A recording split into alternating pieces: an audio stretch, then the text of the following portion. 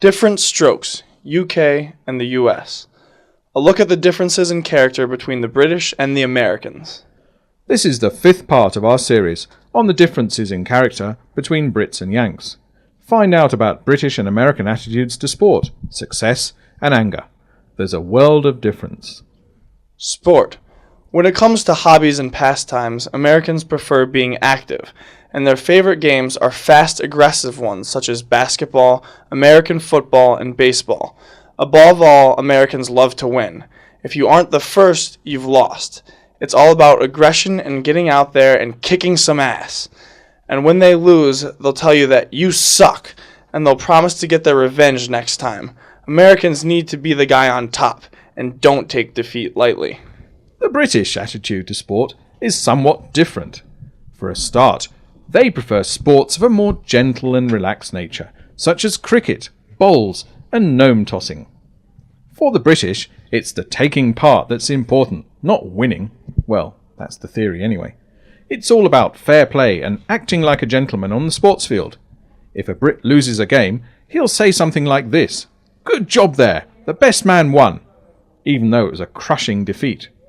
However, this is all superficial and insincere, as deep down, the British hate losing as much as anyone.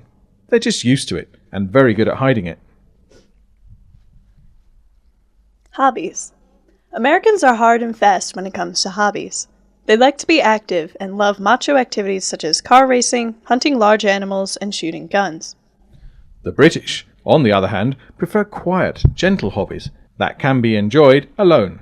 For the British, a pastime is literally a nice way of passing the time. That's why they love gardening, model building, stamp collecting, and pigeon fancying. They also like being members of clubs and societies.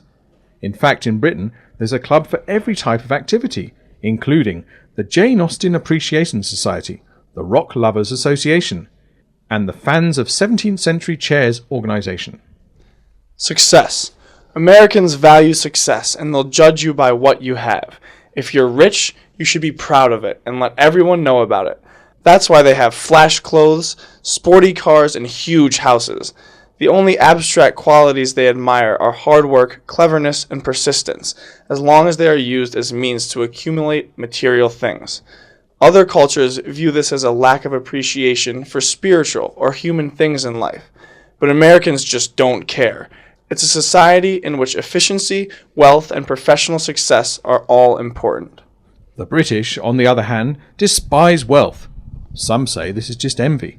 For them, there's something embarrassing about being rich, particularly if it's new money. For the British, money is dirty, horrible, and should never be talked about. They also hate anyone who shows off their wealth, or talks about how successful they are. All British people secretly long for the rich and successful to fall, and the qualities they most admire include intellectual capacity, comic talent, and the ability to stay cool during a disaster, none of which can make you rich. Nonverbal communication. When it comes to body language, Americans are much more forward. If they like you, they'll slap your back, punch your shoulder, and even pat your bottom.